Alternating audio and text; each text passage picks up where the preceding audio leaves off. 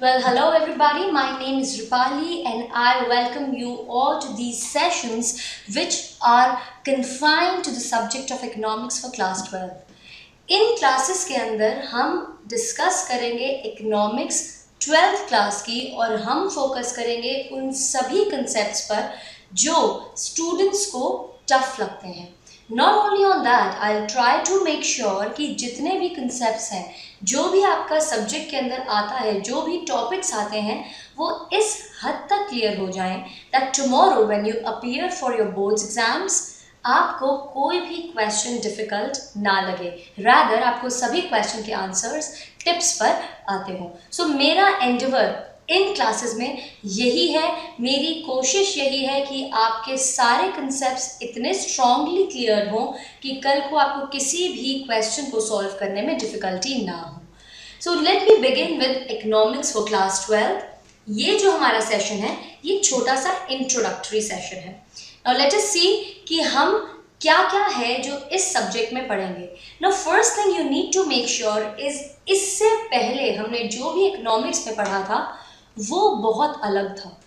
11th standard में हमने जो इकोनॉमिक्स में पढ़ा that was very different from what we will learn today.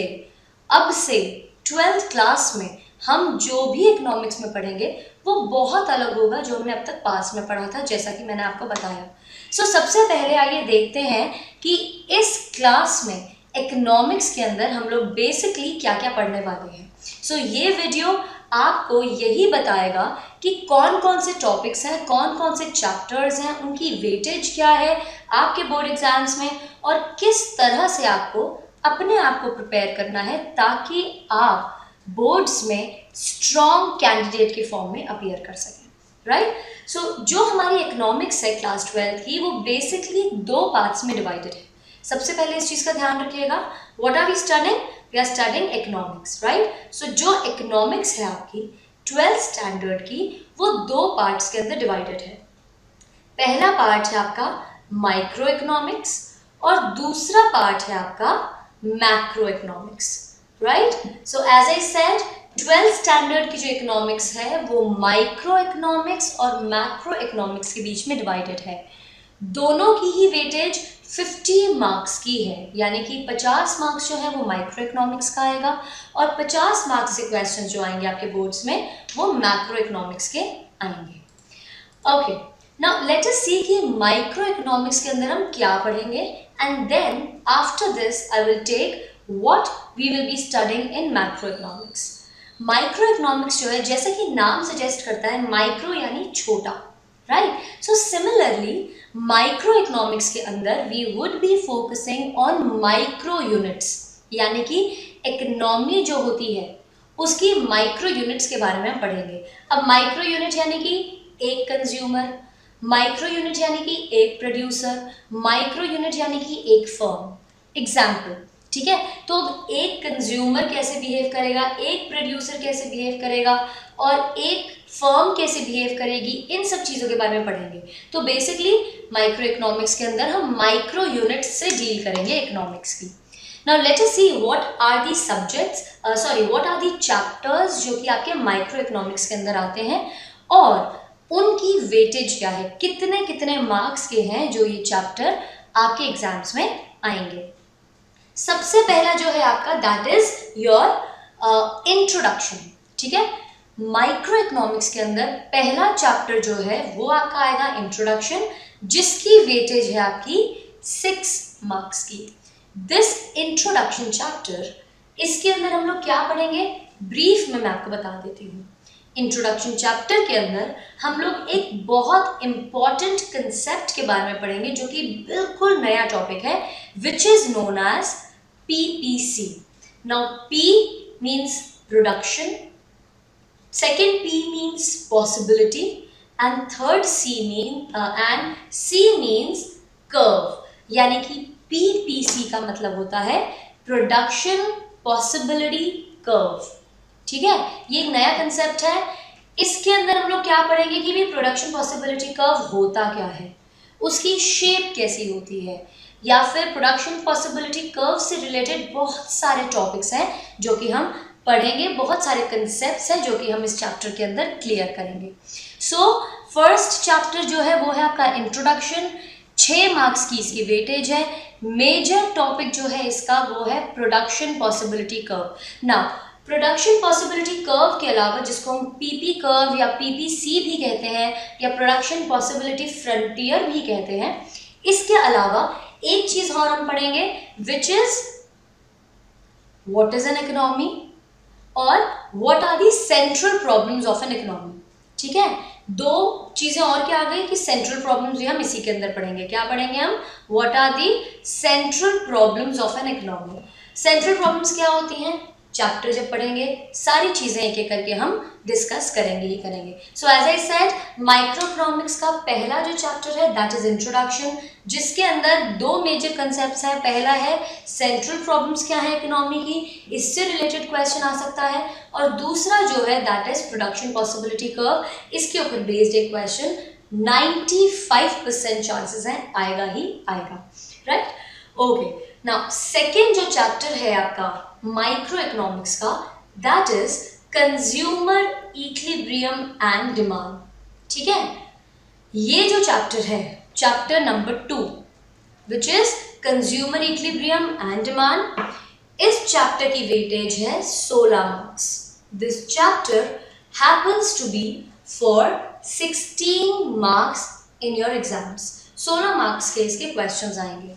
अब ये जो हमारा चैप्टर है ना, थोड़ा लेंदी सा चैप्टर है, काफ़ी टाइम कंज्यूमिंग है और बहुत सारे कंसेप्ट्स हैं जो कि इसके अंदर डाले गए हैं।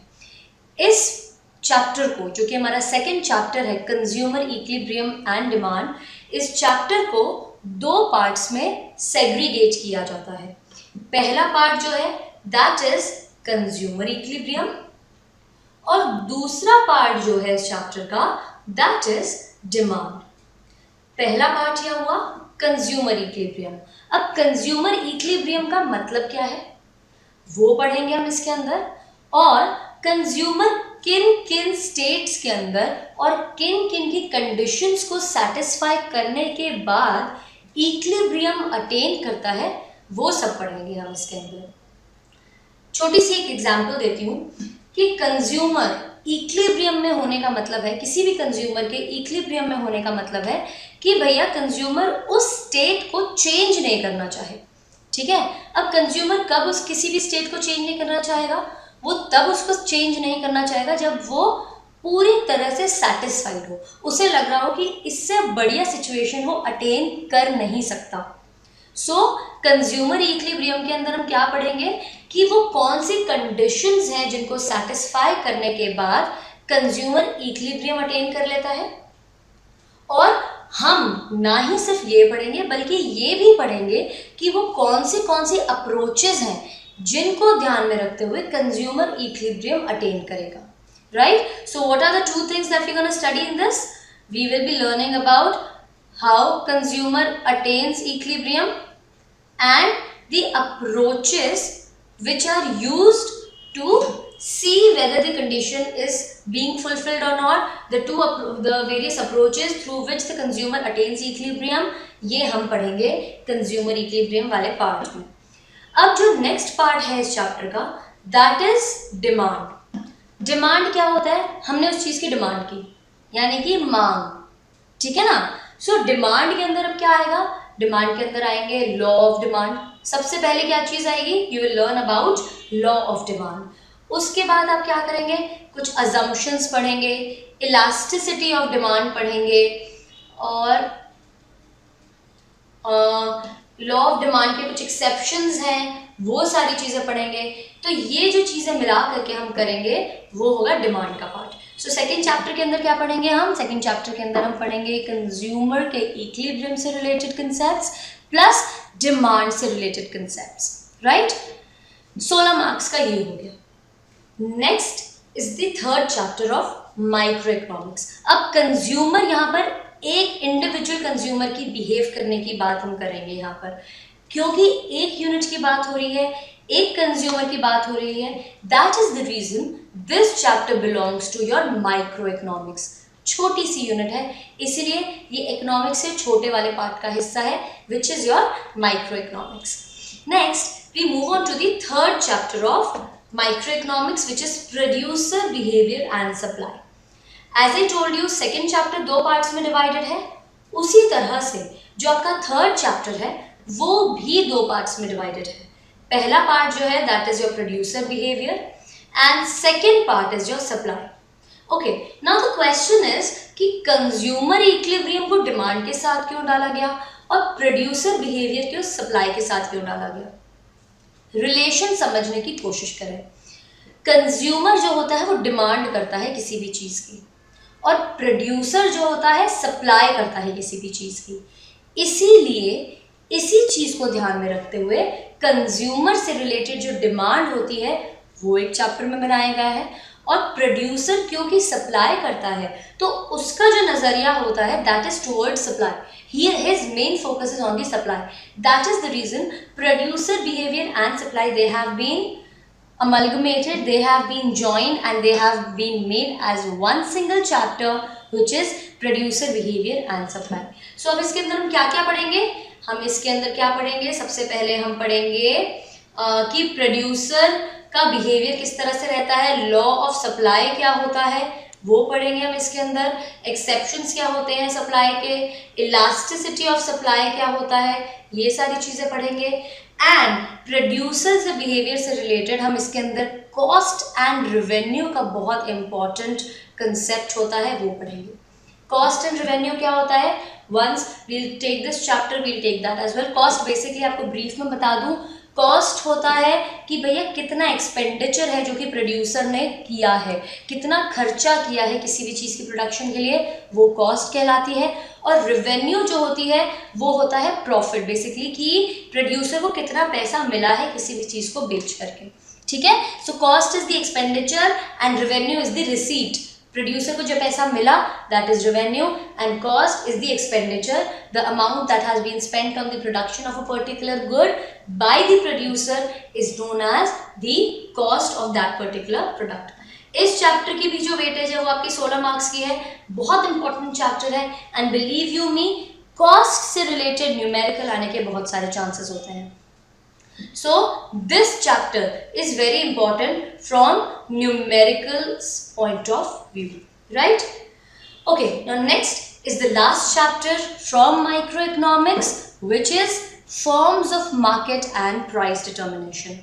अब ये जो chapter है ये भी हमारा basically दो parts में divided है. क्या part है, पहला part हुआ हमारा forms of market और दूसरा जो part है that is your price determination. ठीक है, फॉर्म्स ऑफ मार्केट के अंदर हम क्या पढ़ेंगे, सबसे पहले इस चैप्टर की वेटेज देखते हैं. This chapter is of 12 marks. आपके बोर्ड एग्जाम्स के अंदर ये जो चैप्टर है ये 12 मार्क्स का आएगा. सो वेल प्रिपेयर्ड रहिएगा इस चैप्टर से रिलेटेड भी.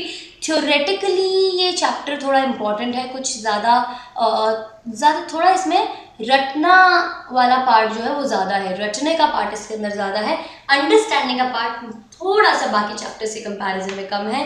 सो forms of market and price determination के अंदर क्या क्या पढ़ेंगे, let us take a look at that. Forms of market के अंदर हम पहले पढ़ेंगे कि एक इकोनॉमी के अंदर कौन कौन सी टाइप्स की मार्केट्स एग्जिस्ट करती हैं. जैसे आपकी हो गई मोनोपोली, मोनोपोलिस्टिक कंपटीशन, ओलिगोपोली या फिर परफेक्ट कंपटीशन.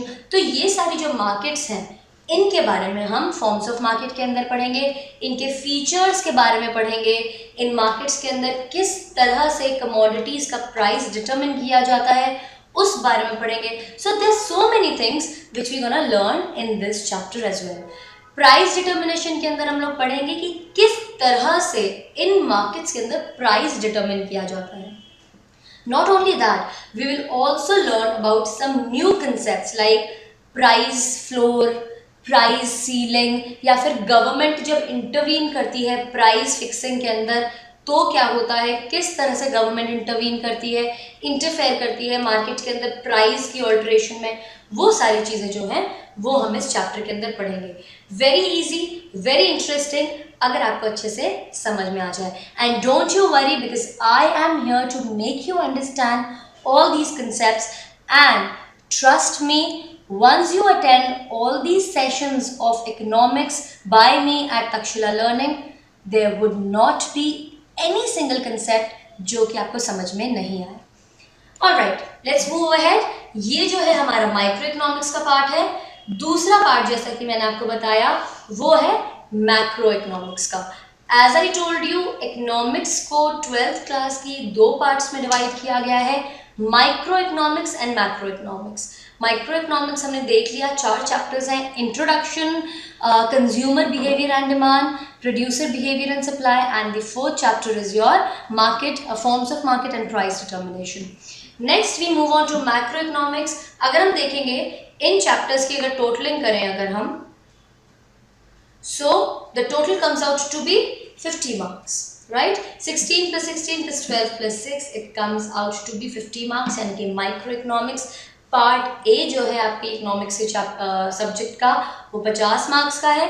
नेक्स्ट चैप्टर जो हुआ, नेक्स्ट पार्ट जो है वो मैक्रो इकोनॉमिक्स है। इसके अंदर हम पूरी इकोनॉमी के बारे में पढ़ेंगे कि as economy as a whole किस तरह से रिएक्ट करती है, किस तरह से ऑपरेट किया जाता है उसको, ये सारी चीज़ें हम मैक्रो इकोनॉमिक्स के अंदर पढ़ेंगे। Let us see what are the various chapters that we need to learn in this. Okay, so पहला जो चैप्टर है आपका that is national income and related aggregates.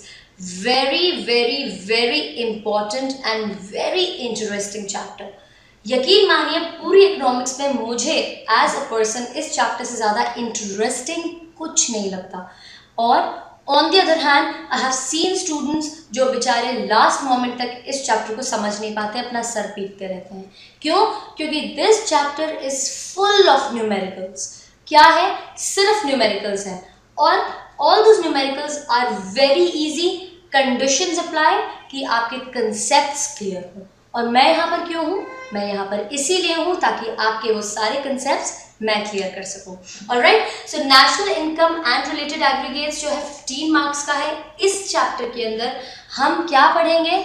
हम पढ़ेंगे कि किस तरह से एक कंट्री में, एक इकोनॉमी में नेशनल इनकम इवैल्यूएट की जाती है, किस तरह से किसी भी कंट्री की नेशनल इनकम जो है वो कैलकुलेट की जाती है, कौन कौन से तरीके हैं, what are the different methods जिनको यूज़ करके नेशनल इनकम आप कैलकुलेट कर सकते हैं।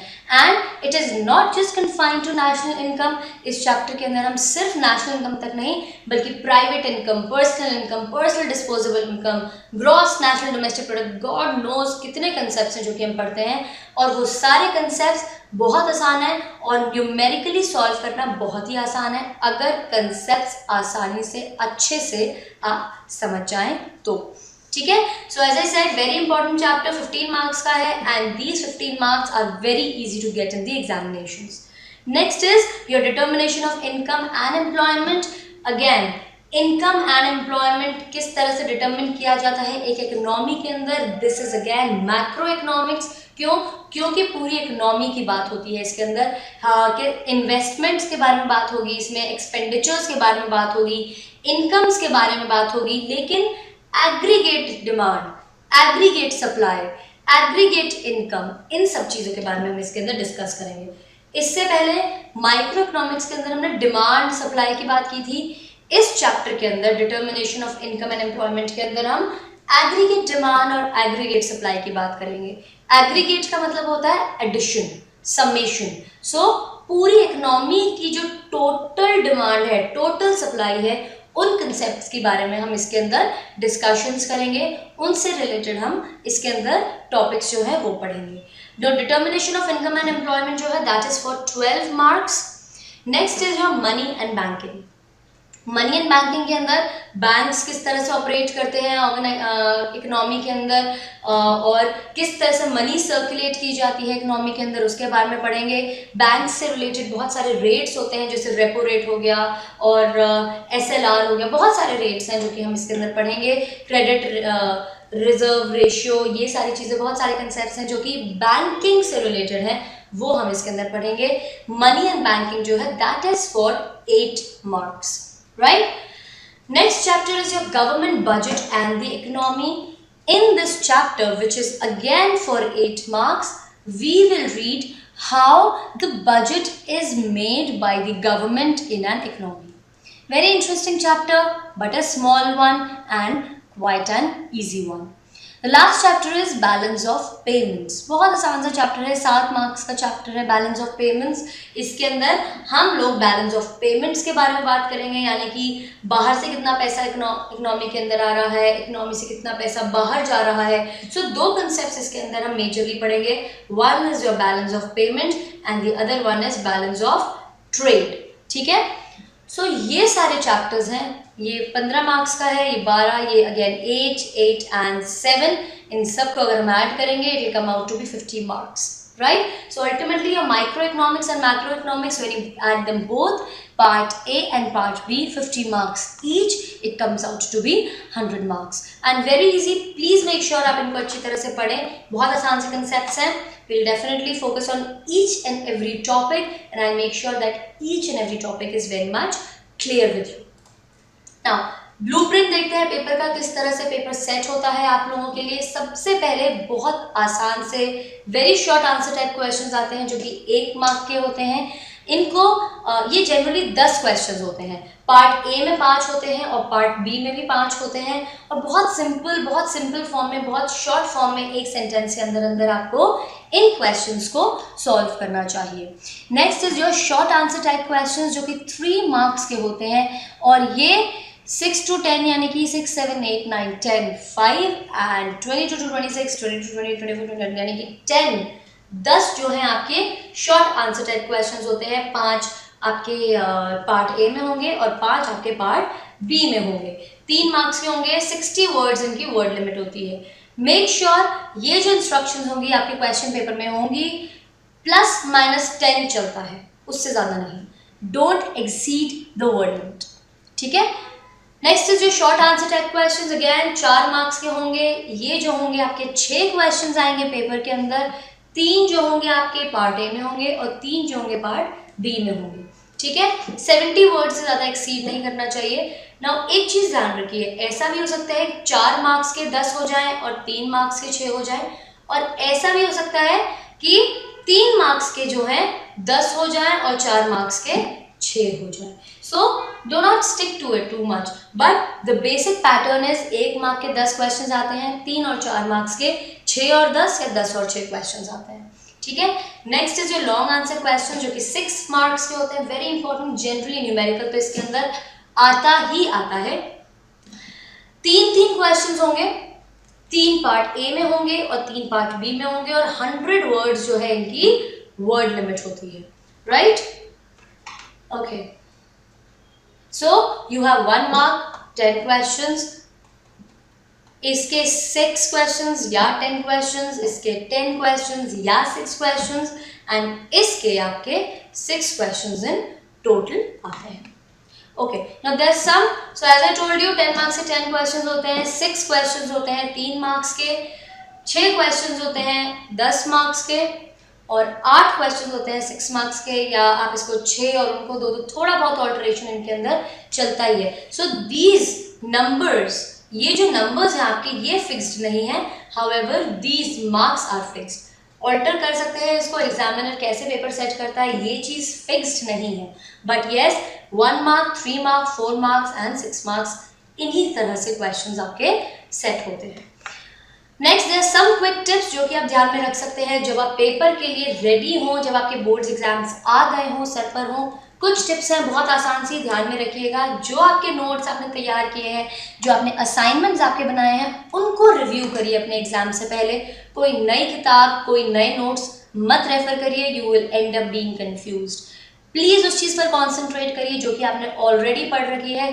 Any new addition to your concepts may be hazardous. कोई भी नई चीज़ अगर आप एंड मोमेंट पर सीखने की कोशिश करेंगे, हो सकता है आप पुराना भी भूल जाएं। तो अपने कंसेप्ट्स सिर्फ अपने तक कन्फाइंड रखिए, अपने नोट्स, अपने असाइनमेंट्स को रिव्यू करिए। लास्ट के मोमेंट पर इम्पॉर्टेंट टॉपिक्स को रिव्यू करिए, सिर्फ इम्पॉर्टेंट जो है उनको ज़रूर फोकस करिए। हर टॉपिक को याद करने की कोशिश एंड मोमेंट पर मत करिए, you will again end up being confused. हर बार कुछ नए कंसेप्ट्स आते हैं जैसे कि price floor, price ceiling, repo rates, reverse repo rates etcetera. इन टाइप के जो टॉपिक्स हैं इनको एंड मोमेंट पर ज़रूर ब्रश अप करिएगा, इनसे रिलेटेड क्वेश्चन आते ही आते हैं। नेक्स्ट ज़रूर ध्यान रखिए इस बात का कि CBSE से रिलेटेड सैम्पल पेपर्स मार्केट्स में अवेलेबल होते हैं। वो सैम्पल पेपर सॉल्व करिए, उससे आपका कॉन्फिडेंस डेफिनेटली बढ़ेगा। बट मेक श्योर पूरा सैम्पल पेपर या एक टॉपिक से रिलेटेड सारे क्वेश्चन सॉल्व मत करिए, इंपॉर्टेंट चीज़ें ही करिए। सारा कुछ अगर आप सॉल्व करने बैठ जाएंगे तो you just and up wasting your time. These are some quick tips. I'll keep coming up with such good tips, such quick tips in my videos. मैं अपनी वीडियोस में ऐसे कुछ क्विक टिप्स आपको टाइम टू टाइम देती रहूँगी ताकि आपको ना सिर्फ कंसेप्चुअली स्ट्रॉन्ग कर पाऊँ बल्कि आपको बोर्ड्स के लिए भी प्रिपेयर टाइम टू टाइम करती रहूँ। That's all for now. ये video I ended up here. Thank you so much for paying so much of attention. Bye bye. Thank you for watching this video. For more videos, please subscribe our YouTube channel. Thank you.